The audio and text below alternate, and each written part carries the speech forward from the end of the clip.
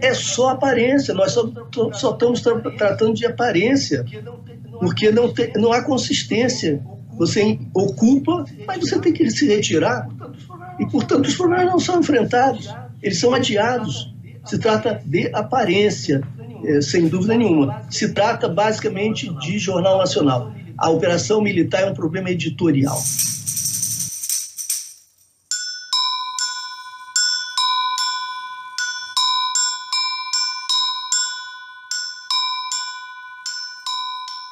Luiz Eduardo Soares, antropólogo, foi secretário nacional de segurança no governo Lula, é um dos coautores do famoso Elite da Tropa, um dos maiores especialistas em segurança pública no Brasil. Então, eu vou passar aqui. Luiz Eduardo Soares, boa tarde. Boa tarde, um prazer grande estar falando com vocês e com os espectadores.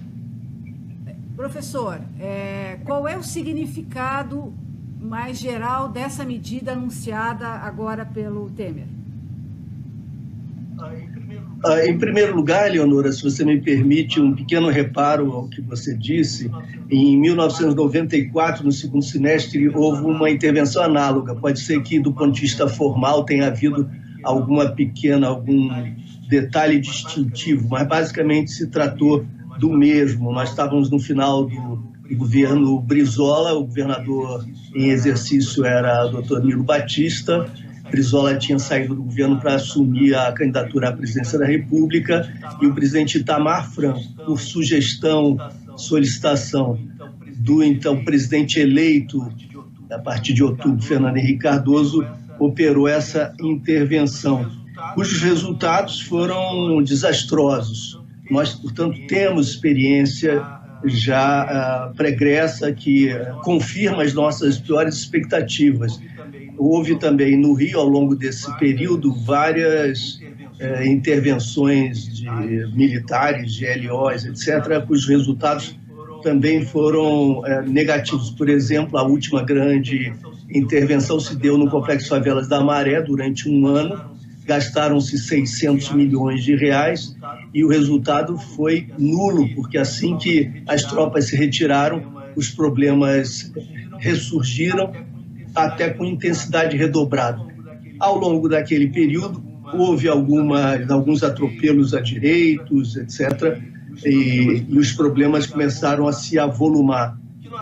O que nós vamos ver agora, me parece, é claro que no início, uma redução dos sintomas, o que não significa que nós estejamos enfrentando os problemas.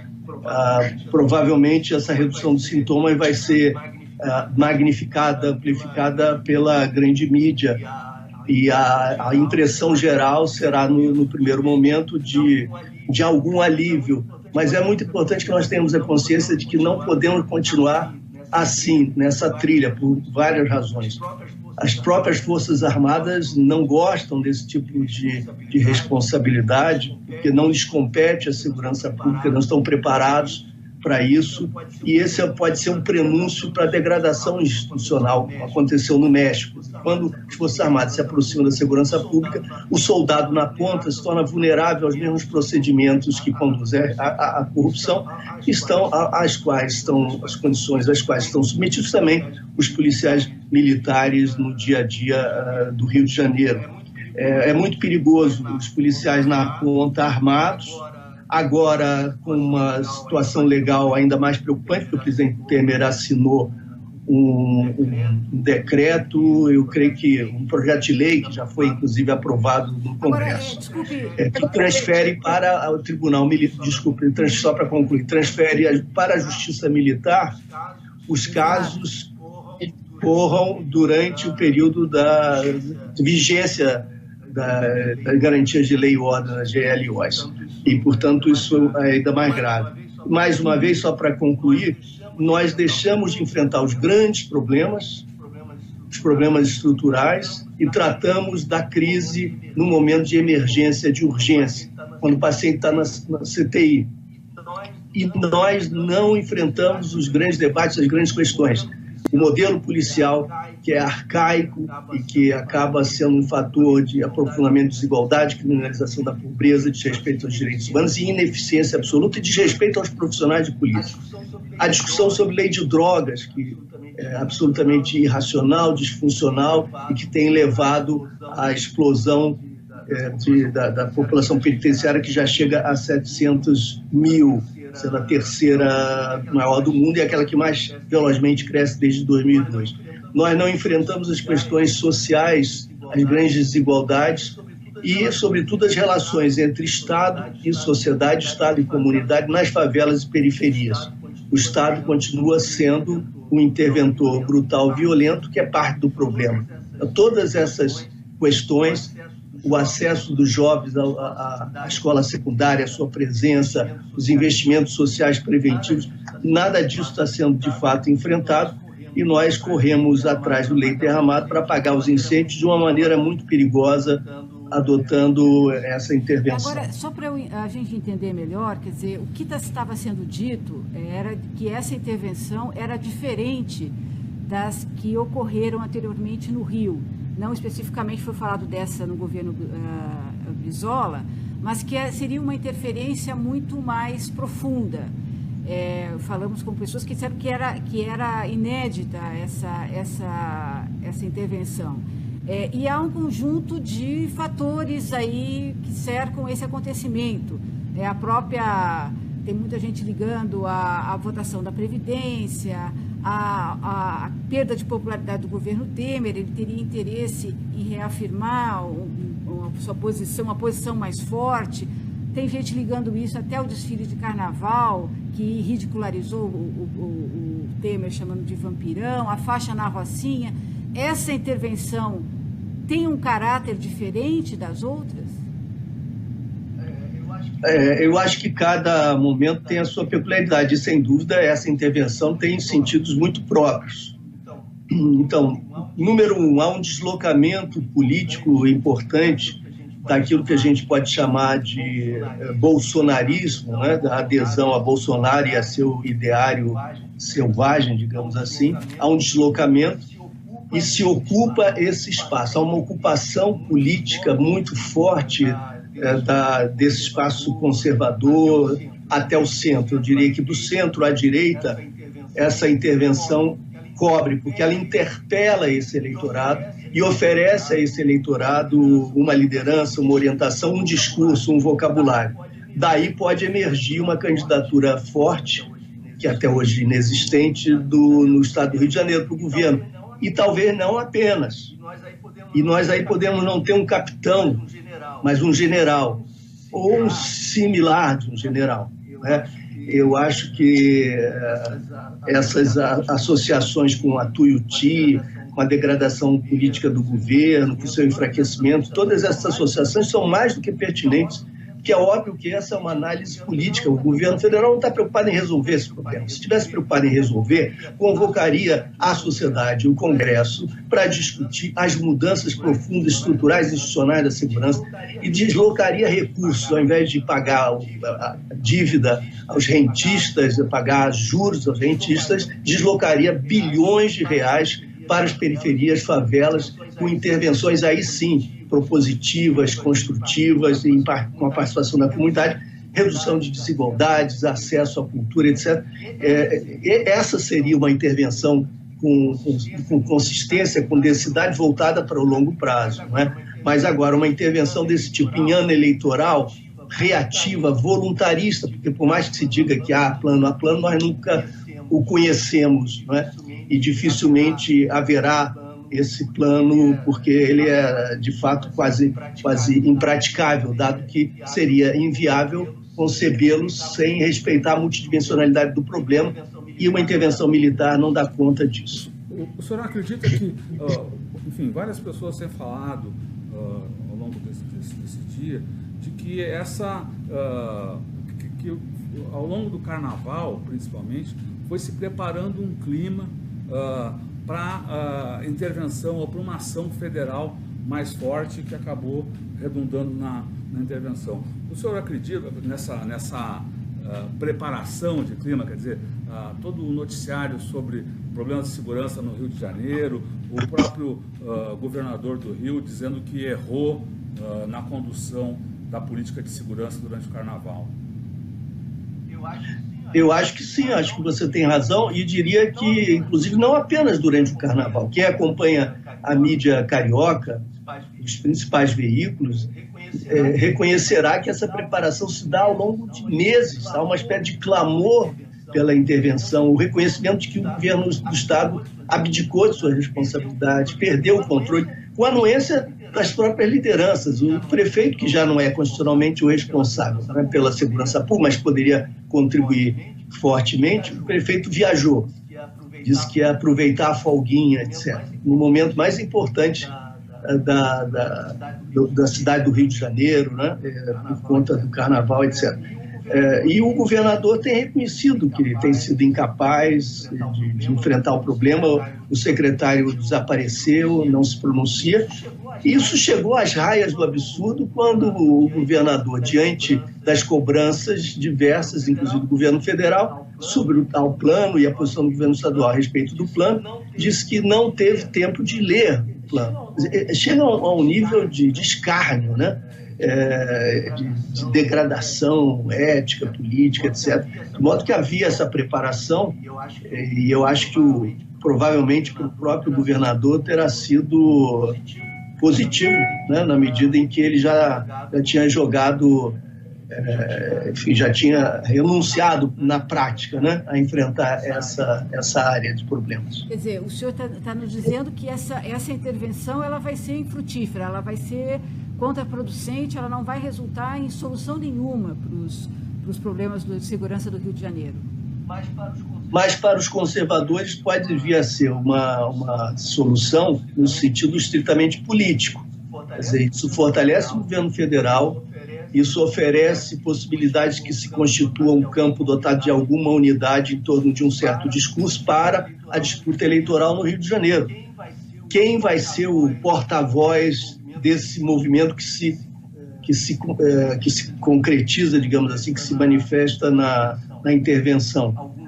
Algum general, algum político que se identifique mais diretamente politicamente com essa intervenção? Houve um deslocamento político. E agora a emergência de um novo ator, um grande ator, que são as Forças Armadas, particularmente o Exército, particularmente o general responsável pela intervenção. E se algum político se aproximar e puder herdar o capital político que aí se forjará, provavelmente concorrerá com chances às eleições estaduais. E isso pode ser trampolim para projetos nacionais também. Algum tipo de articulação aí se poderia dar. Com isso, eu estou dizendo que acho que os sintomas podem ser controlados com o apoio da mídia, né? Silenciados os problemas maiores até as eleições. Então, nós teríamos a impressão de que se está enfrentando o problema com algum êxito, quando nós sabemos que mesmo que os sintomas se reduzam, assim que as Forças Armadas se retirem, nós teríamos o problema de novo e possivelmente, inclusive, intensificado, como já ocorreu em 94. Você falou de que as Forças Armadas não estavam preparadas para fazer esse enfrentamento ao crime. Você poderia explicar um pouco mais essa questão e também acrescentar um pouco a respeito do que o senhor falou anteriormente, dos riscos para as Forças Armadas desse contato imediato com o crime? Sim, nós tivemos até final de 2016, de 2003 a 2016, 12.243 mortes provocadas por ações policiais. As nossas polícias no Rio de Janeiro estão entre as que mais matam no mundo. Não há dados precisos, essas comparações são sempre problemáticas, mas pelos indicadores nós podemos ousar um enunciado assim tão forte. Ela é a que mais mata, uma das que mais mata e das que mais morre também. Esses são os dados que nós encontramos das polícias, que não têm sido capazes de enfrentar, respeitando a legalidade, os problemas que ocorrem nas comunidades periféricas que estão associados ao tráfico de armas e drogas. Por outro lado, nós sabemos que, segundo as próprias lideranças militares, as Forças Armadas, os seus soldados não foram treinados, não estão preparados para atuar na segurança pública. São eles mesmos que reconhecem, eles mesmos que dizem. Por isso, eles procuram afastar-se das tarefas da segurança pública. O que isso significa? Que um policial, um menino, um rapaz que vai fazer serviço militar está sendo treinado para a guerra, para a eventualidade de uma defesa da soberania nacional territorial, num confronto bélico. Ele está aprendendo a atirar. Ele não tem nenhuma noção do que seja abordar um cidadão, do que seja atuar preventivamente. Ele sabe manusear a arma e atirar com armas de guerra. Isso já acontece com a Polícia Militar, mas vai provavelmente se ampliar o risco de que isso aconteça ainda com mais intensidade. Eles estão preparados para a guerra, vão, portanto, tender a reforçar a ideia de que os suspeitos são inimigos, de que o território a ser ocupado é o território inimigo, de que a comunidade é cúmplice do inimigo e que isso provocando mais letalidade, mais mortes entre os suspeitos e também mais mortes indiretas, as tais balas perdidas, etc., que vão ser vistas como acidentes de percurso. Os secretários de segurança, muitos deles, infelizmente, dizem algumas barbaridades como é preciso quebrar ovos para fazer os omeletes. Para chegar a algum resultado, você paga algum preço. Eu costumo dizer, desde que os ovos quebrados não sejam seus filhos, sejam os filhos das famílias que moram nas comunidades, nas periferias, etc.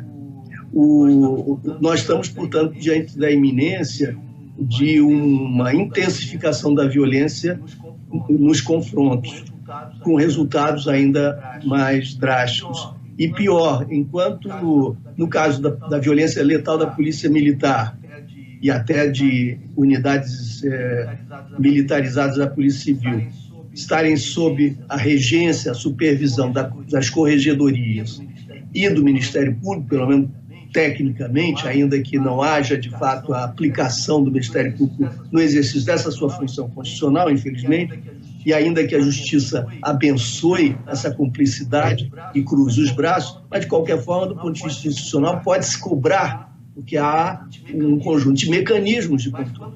Mas quando estão agindo, quando estão em ação os militares das Forças Armadas, agora com a nova legislação, seus eventuais desvios, transgressões ou as mortes que resultem de confrontos estarão sob a regência, a supervisão, a avaliação da Justiça Militar, não mais do Ministério Público ou das corregedorias.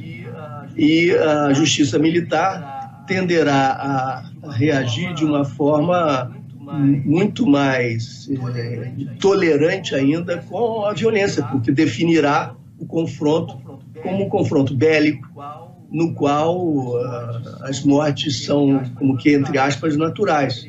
Nós teremos, portanto, a tendência que se legitimem procedimentos que antes já existiam e que agora podem assumir escala amplificada e que antes eram, pelo menos, criticados do ponto de vista da legalidade. Agora haverá uma espécie de legalização da brutalidade do Estado. Isso também vai ser levado aos presídios, quer dizer, a intervenção militar, ela também é uma intervenção no controle dos presídios.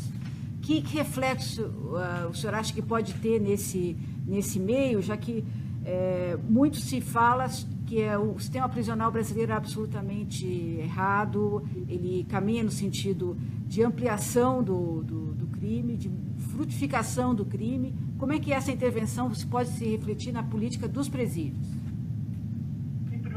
Em primeiro lugar, segundo as próprias autoridades da segurança, as lideranças do crime assim dito organizado no Rio de Janeiro estão em presídios federais, portanto já são alvo de políticas e controles federais, estão no Rio de Janeiro.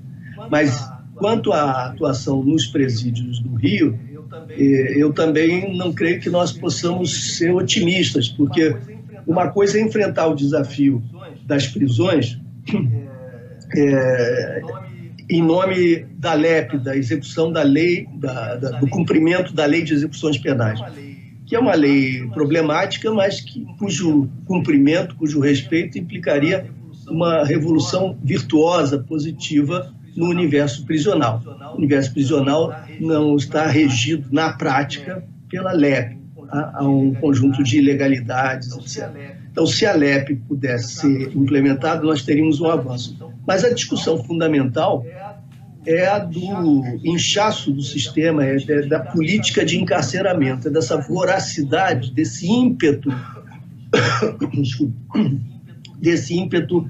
de encarceramento. Nós temos, como eu dizia, a população carcerária prisional que mais cresce no mundo desde 2002 e já é a terceira em número, né? Números absolutos, mais de 700 mil presos. Qual é o subgrupo, particularmente, inclusive no Rio de Janeiro, segundo os dados disponíveis, qual é o subgrupo que mais cresce nesse universo em expansão?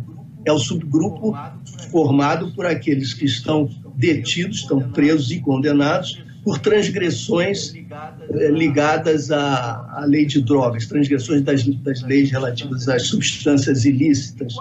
E quais são esses presos? Eles são, sobretudo, segundo os dados disponíveis, em toda a sua precariedade, mas eles são jovens de baixa escolaridade, em geral negros, são pobres, foram presos sem arma, sem que estivessem armados, sem que agissem com violência e sem que, aparentemente, tivessem vínculos orgânicos com o crime organizado. Ou seja, eles eram os chamados aviõezinhos, eles eram os varejistas da droga, aqueles que fazem, entre aspas, um ganho diário com a venda e negociação da droga. Esses têm ficado encarcerados por 5 anos. Quando são condenados a 5 anos de regime fechado, eles precisam sobreviver no presídio. E essa sobrevivência é garantida pela participação numa facção criminosa, porque é a facção que protege, que garante a sobrevivência e garante o respeito à sua integridade. Isso gera lealdade subsequente. Quer dizer, quando essas pessoas retornam à sociedade, querendo ou não, tendem a cumprir algumas obrigações, tendem a manter alguns vínculos. E isso tende a amplificar o poder das facções criminosas e amplificar e intensificar a própria violência. Quer dizer, na medida em que nós encarceramos mais e mais, e dessa forma brutal, absurda, preconceituosa, que criminaliza a pobreza e aprofunda o racismo, porque são esses pequenos varejistas que estão enchendo as penitenciárias, nós estamos contratando violência futura. As grandes questões estão aí. Nós temos um modelo policial que proíbe a polícia mais numerosa e que está na rua 24 horas, que é a Polícia Militar, de investigar.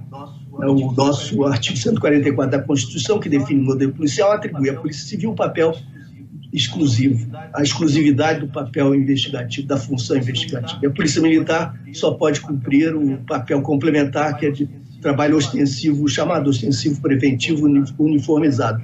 Essa polícia que está na rua 24 horas em todo o país, sendo proibida de investigar, mas instada a produzir e entendendo produção como prisão, basicamente, ela prende em flagrante, que é o único recurso que está disponível. Quais são os crimes passíveis de prisão em flagrante? Alguns. Então, além do crivo seletivo de classe, território e cor, nós temos a adição de mais um crivo seletivo, mais restritivo ainda, que é o do flagrante. Esses crimes passíveis de serem identificados como em flagrante delito constituem a cesta básica, o repertório sobre o qual a Polícia Militar investe suas energias. Qual é a grande ferramenta para essa operacionalização? O grande instrumento é a lei de drogas. Portanto, e são aqueles que estão no campo visível, no campo mais tangível dessas operações em flagrante, né? São os varejistas. Esses é que têm sido apanhados na rede que a Polícia Militar lança para produzir, para responder ao clamor da sociedade por produção, entendendo-se produção não como redução dos problemas, redução da violência e da insegurança, mas como elevação do número de presos. Então, enquanto nós tivermos esse modelo policial, esse tipo de pressão sobre a Polícia Militar, esse tipo de entendimento da produção e essa lei de drogas, nós vamos ter esse resultado. Ao invés de nós estarmos discutindo, portanto, modelo policial, o artigo 144 da Constituição, a arquitetura institucional da segurança pública e a lei de drogas, nós estamos intervindo militarmente no Rio de Janeiro. Todas as grandes questões continuam. Agora vão se tornar menos visíveis durante um momento, mas vão se intensificar provavelmente. Vão se intensificar?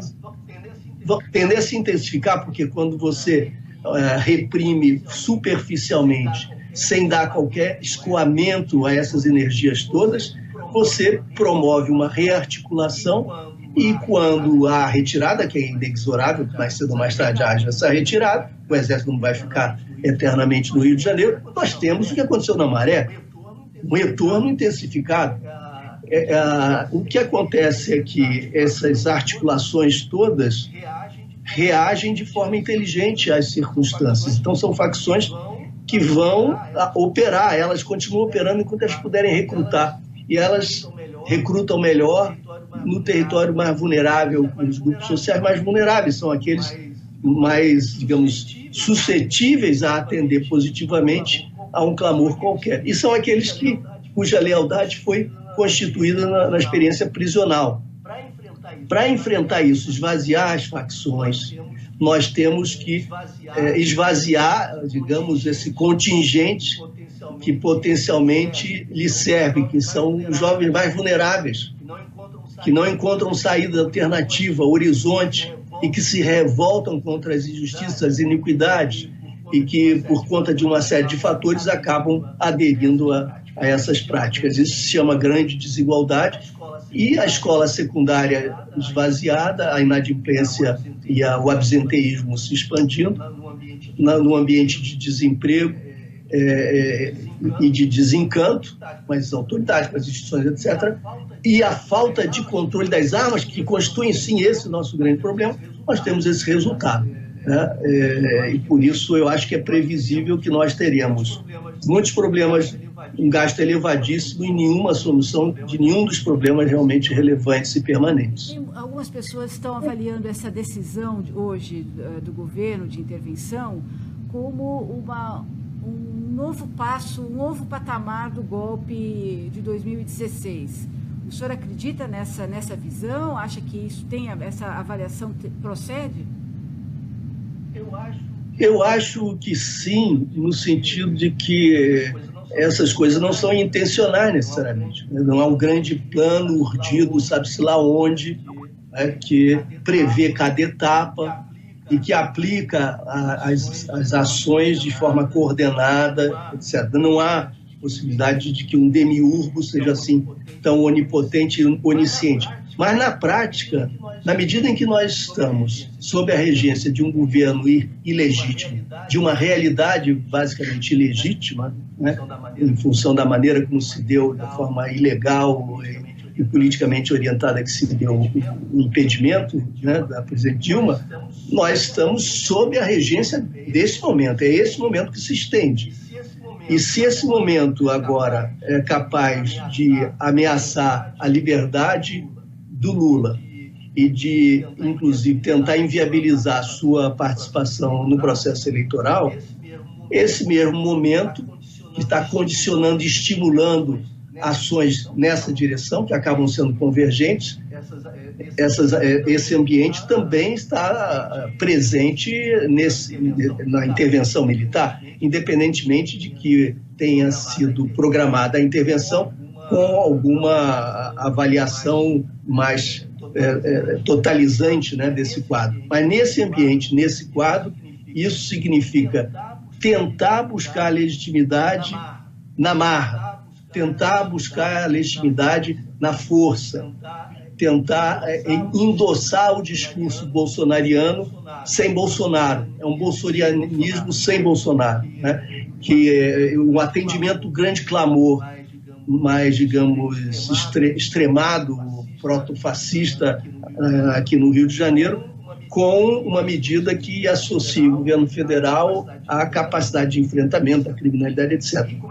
E, como eu disse, nós estamos, então, criando espaço no Rio de Janeiro para alguma redução dos sintomas até as eleições, e desse ambiente todo pode prosperar uma candidatura no Rio de Janeiro que expresse esse discurso conservador, com alguma moderação, não será extremista como o Bolsonaro, mas que seja capaz de absorver os votos de Bolsonaro e esse tipo de ardor ideológico, apresentando-se como uma candidatura de centro, mas abrindo perspectivas, portanto, para fortalecimento futuro do grupo que provirá desse governo ilegítimo. Por enquanto, há vários candidatos possíveis, mas provavelmente eles encontrarão alianças, coalizões mais adiante. E eu acho que essa operação no Rio é, nesse sentido, uma operação também eleitoral. Mas o senhor falou em eleições aí. Há quem diga que isso pode ser até o prenúncio da não realização de eleições. Olha, eu espero que você esteja errado. Eu não gostaria de nem acreditar nisso. Eu já estou numa idade, eu já passei pela ditadura e agora não teria mais energia para voltar à clandestinidade. Eu espero que não. Eu acho que há ainda uma certa confiança da sociedade, pelo menos no cumprimento do calendário eleitoral. Isso seria uma provocação desmedida, isso inviabilizaria os esforços de legitimação internacional que esse governo tem feito, apesar do descrédito, né?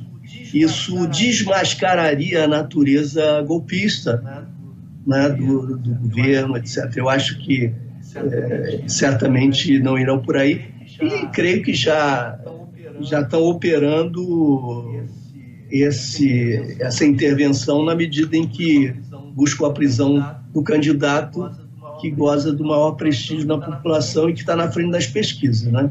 Como é que o senhor está vendo esse quadro eleitoral, então, dessa perspectiva? Quer dizer, esse movimento busca beneficiar um candidato da direita, não necessariamente o Bolsonaro, mas um candidato da direita, no momento em que a candidatura de Lula está com esse ponto de interrogação. Como é que o senhor vê o quadro eleitoral, então? Há um esboço de reação ao governo, o governo está totalmente desmoralizado, tem a aprovação lá embaixo. O senhor vê algum tipo de reação e como é que fica o quadro eleitoral a partir desse movimento no Rio?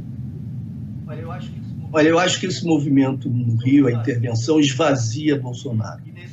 E, nesse sentido, abre o espaço para candidaturas que sejam capazes de colher o que Bolsonaro está semeando. Eu vejo, portanto, um potencial muito grande de fortalecimento de uma candidatura do tipo Alckmin. É um candidato que vai passar olimpicamente ao largo da intervenção militar, mas que vai se beneficiar do esvaziamento de Bolsonaro. O Exército, de certa maneira, vai dizer para a população: se vocês querem falar a sério, falem com o general, não com o capitão. E o discurso do Bolsonaro, na medida em que seu clamor é atendido na prática, ainda que de forma moderada, ele perde discurso. E muito mais forte do que ele, que é um aventureiro, né? O nômade que busca se tornar digamos, o ponto de chegada desse sebastianismo de direita. Ao invés desse aventureiro, nós vamos ter agora a solidez, a consistência do poder militar, mostrando como se pode operar, como se pode agir, como se podem resolver, entre aspas, os problemas brasileiros. Uma lição na prática. E isso certamente esvazia Bolsonaro e cria no espaço nacional uma avenida para que essa candidatura de centro conservadora atraia esses votos e se fortaleça.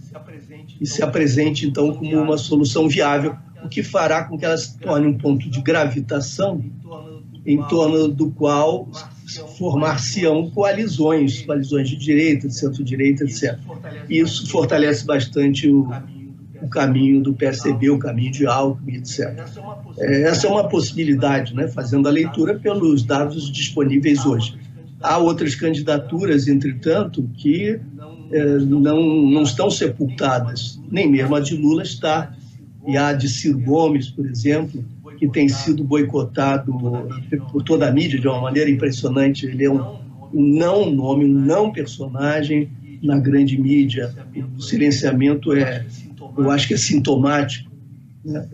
Significa que ele pode representar também uma alternativa crítica. Mas, enfim, com esse quadro aberto, eu não estou dizendo que creia na vitória do Alckmin. Eu não creio na vitória do Alckmin. Eu creio que as forças democráticas progressistas serão capazes de oferecer uma candidatura vitoriosa. Ainda acredito nessa hipótese. Mas a candidatura Alckmin me parece fortalecida por essa operação no Rio. Quanto a Lula, qual é a sua previsão? Assim, ele se candidatando, ganha. Ele não se candidatando, não conseguindo se candidatar, ele será capaz de transferir esses apoios para o seu candidato? Como é que o senhor vê? O senhor falou que acredita numa vitória das forças democráticas de esquerda. Como isso poderá ser construído? Olha, se eu soubesse a resposta, eu ficaria muito feliz. Mas acho que qualquer pessoa minimamente realista, que entende a complexidade do quadro, como você, sabe que não há respostas prontas. O processo vai abrir brechas e se construir. Não está inteiramente descartada a candidatura do Lula, não creio que ainda esteja totalmente, que já esteja totalmente descartada. Mas ele não será preso, certamente, vai cair essa medida absurda da prisão em segunda instância, e certamente vai cair no Supremo, o que é muito positivo de qualquer forma, não só para o Lula, né, mas para o sistema de justiça criminal no Brasil, de modo geral. E não sendo preso, ele terá condições, se não for candidato, de agir em benefício de alguma candidatura alternativa. Eu não tenho ideia do poder de transferência dos votos, já foi extraordinária, né? No caso da Dilma isso se verificou, mas hoje eu não sei se haveria a possibilidade da mesma transferência, da mesma magnitude, né? Mas, de toda maneira, se muitas vezes a sociedade resolve os problemas que os políticos não conseguem resolver, né? Então, as dificuldades da aliança, das substituições, de repente a sociedade indica um caminho, adere a uma certa alternativa que acabe por se fortalecer. Eu gostaria muito, mas isso já estou falando de devaneios, né? Que o PT não concebesse essa situação como necessariamente um problema exclusivamente seu e não se prendesse a soluções internas e autorreferidas, né? Acho que seria um momento, caso Lula não possa ser candidato, do PT ter a grandeza de reconhecer que poderia ser muito mais interessante uma candidatura independente que pudesse ser objeto de uma grande coalizão, e isso abriria espaço, inclusive, depois para um reavivamento, reformulação partidária e criação de novas alternativas no futuro. Acho muito difícil que a solução, no caso de Lula não participar, provenha do PT com sucesso, do próprio PT com sucesso. Isso tenderia a agudizar um certo corporativismo e afastar a aliança, dificultar o processo. Mas essas questões não se resolvem com a vontade nem com os ideais, né? São situações muito práticas que enfrentam limites que nós temos de respeitar. O senhor mora aí no Rio. A população vai gostar desse tipo de intervenção? A população sentiu que há um descontrole ou foi só um pretexto, como se falou no início aqui? Como é que essa medida vai repercutir na população do Rio de Janeiro? Eu acho que no caso, se fizesse uma pesquisa de opinião, hoje, eu acho que a grande maioria aprovaria. Aqueles que, entretanto, serão vítimas potenciais e reais da intervenção, esses provavelmente revelariam, desde hoje, muita preocupação, muita cautela, e teriam provavelmente uma posição negativa. Essa posição crítica negativa tenderá a se ampliar em função do que vier a ocorrer. Mas eu creio que vai ser muito difícil reverter a tendência ao apoio, porque se construiu ao longo de muito tempo a sensação do descontrole e o clamor por uma intervenção forte, o clamor por esse sebastianismo redentor, está presente na sociedade fluminense, tem estado presente. E a falta, na medida em que as posições, ou os representantes das posições democráticas e progressistas não têm sido capazes de formular alternativas críveis, convincentes e consistentes, na medida em que nós nos pusemos quase que exclusivamente na posição da denúncia e da crítica, nós não nos dispusemos a competir oferecendo modelos alternativos que pudessem efetivamente se mostrar viáveis.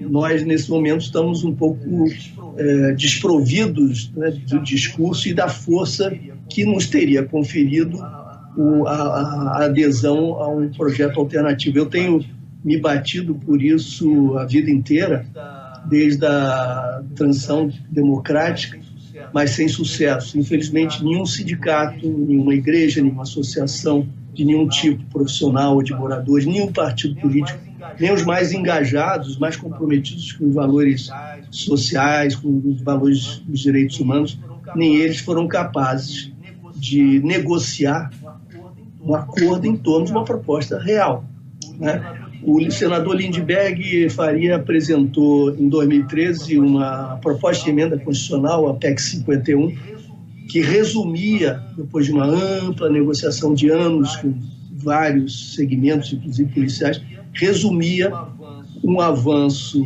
possível, realista, profundo, ao mesmo tempo moderado o suficiente para que pudesse obter razoável consenso.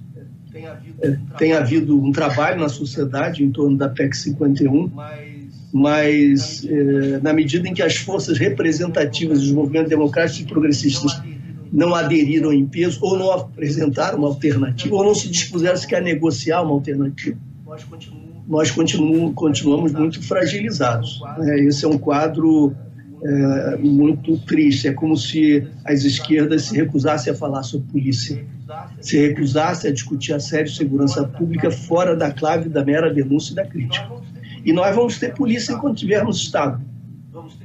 Vamos ter segurança pública enquanto nós tivermos Estado. E o Estado vai ser um companheiro de viagem até que as utopias se realizem. O fracasso das UPP se insere muito nessa discussão, né? Foi um projeto que, no início, foi muito incensado como uma solução cirúrgica e que não resolveu nada. Pois é, as UPP estavam fadadas ao fracasso, eu dizia isso, não tem nenhuma pretensão a ser profeta, mas era muito óbvio. A ideia inicial tinha virtudes, basicamente ela implicava o fim das incursões bélicas das favelas. Essa é a nossa tragédia maior, né? São essas incursões nas quais morrem suspeitos, morrem os inocentes da comunidade e morrem policiais, sem que nada se altere. O que se altera é o poder de negociação da propina. O que se altera são as condições de negociação do chamado arrego, do acordo com os setores corruptos da polícia. E nós só temos o ciclo de violência se reproduzindo e se ampliando. A UPP significava o fim da intervenção por incursão. O policiamento seria oferecido, como se oferece em qualquer bairro da cidade, 24 horas como serviço prestado à cidadania. E a promessa de que a polícia agiria como uma polícia comunitária, de diálogo, de interlocução, buscando solução comum para problemas na sua área, evidentemente. Eu dizia que não havia sustentabilidade, isso não poderia se tornar política pública, porque não havia meios de ampliar o projeto para todo o Estado. E, segundo, seria insustentável também porque, com as nossas polícias, esse projeto de alteração da abordagem, alteração do método de policiamento seria impraticável. Então, nós teríamos de pensar na refundação das polícias, na mudança do modelo policial, na desmilitarização. Isso exigiria fôlego e investimento. É claro que as UPPs, onde existiram no início, com grande presença da mídia, com acompanhamento da sociedade, apresentou resultados, claro, até pelo fim das incursões e porque houve uma redução na presença armada daqueles jovens que tiranizam a comunidade para seus negócios escusos, etc. Então, isso foi positivo e houve ganhos efetivos, mas que eram insustentáveis e que, de qualquer forma, não deixavam de que se revelasse a natureza política da intervenção. Por quê? Havia uma espécie de circuito, eu brincava dizendo que era o circuito Elizabeth Arden, né? O circuito da vitrine para inglês ver, literalmente, para o estrangeiro ver, para o turista, preparando Olimpíadas, grandes eventos, Copa do Mundo, etc. Não eram as comunidades que mais necessitavam do apoio, aquelas visadas, eram aquelas que estavam próximas da Zona Sul e que circundavam os circuitos olímpicos, etc. Portanto, era incompreensível que se tratava de uma grande operação política e midiática, ainda que com algumas boas ideias, mas sem nenhuma sustentabilidade efetiva. E, mais uma vez, nós não fomos capazes de enfrentar as grandes questões. Até porque, enfrentando as grandes questões, nós não temos resultados imediatos. E nós temos de aprender que a mudança do caminho, a mudança consistente, começa com um pequeno passo. Falou aí que essa atuação anterior foi para inglês ver. E essa intervenção de agora seria para eleitor ver? Exatamente. Eu não tenho dúvida, viu, Rodolfo? Eu acho que é para eleitor ver e para baixar um pouco a temperatura e criar um consenso mínimo, valorizando as Forças Armadas e a ideia de lei e ordem. Então, quem navegar com essa bandeira da lei e ordem tende a prosperar. Mas não será um Bolsonaro da vida, porque quando o Exército está presente, o capitão é marginalizado. E no Congresso, ainda voltando à questão das motivações, eventuais motivações políticas, além do problema de segurança em si, vários analistas dizem que a reforma da Previdência estava se esvaindo no Congresso, quer dizer, cada vez com um apoio menor. Essa iniciativa seria uma forma de o governo, enfim, pôr ordem na sua tropa parlamentar para combater esses desvios entre eles aí e conseguir aprovar a Previdência? Talvez sim, mas eu acho que até mais radicalmente, ainda que haja um debate jurídico em torno disso, o decreto pode inviabilizar votações de reforma constitucional.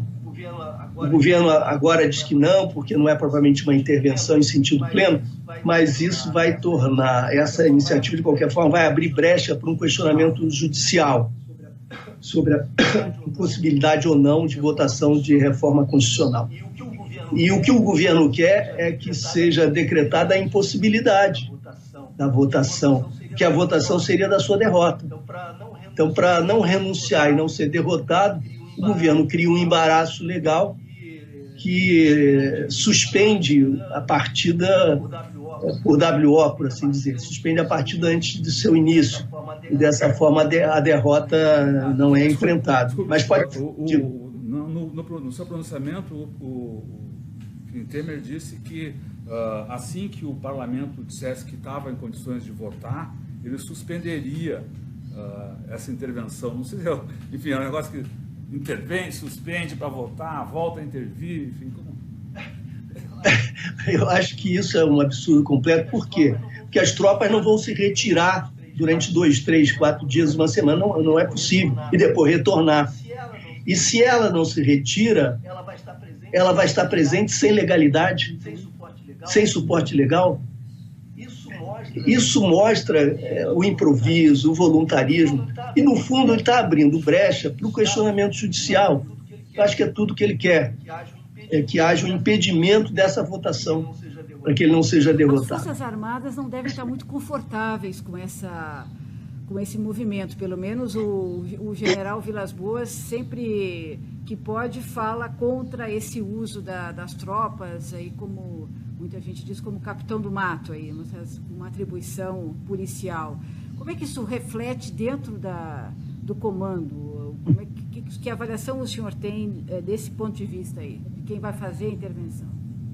Olha, Olha, eu realmente seria leviano se eu dissesse, porque eu não conheço o que está se passando no interior do comando das Forças Armadas, mas eu suspeito que a reação seja muito negativa e que eles se sintam instrumentos de manipulação política. Eu acho que eles são inteligentes o suficiente para saber tudo que nós sabemos. É muito evidente. Não vai resolver o problema, não é o caminho, e nesse ano eleitoral isso cria não só um precedente, mas um espaço distinto que basicamente reforça o campo político ideológico do governo. É claro que eles estão vendo isso e não devem estar satisfeitos com a manipulação de que estão sendo objeto.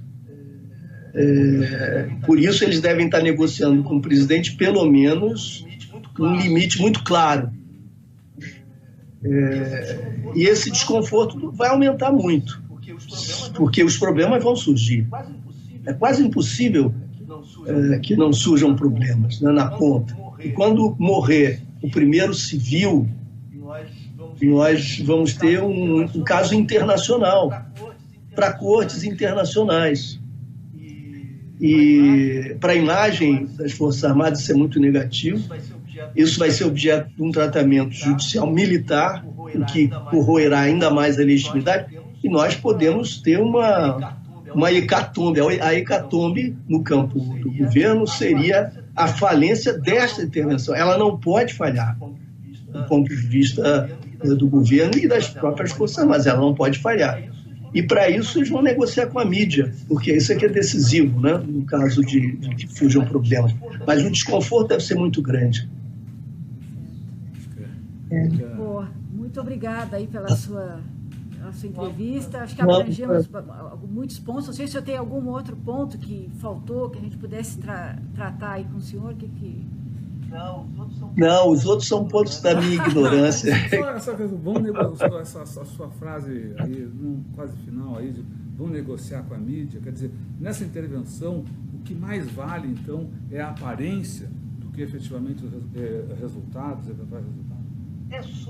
É só aparência. Nós só estamos tratando de aparência, porque não há consistência. Você ocupa, mas você tem que se retirar.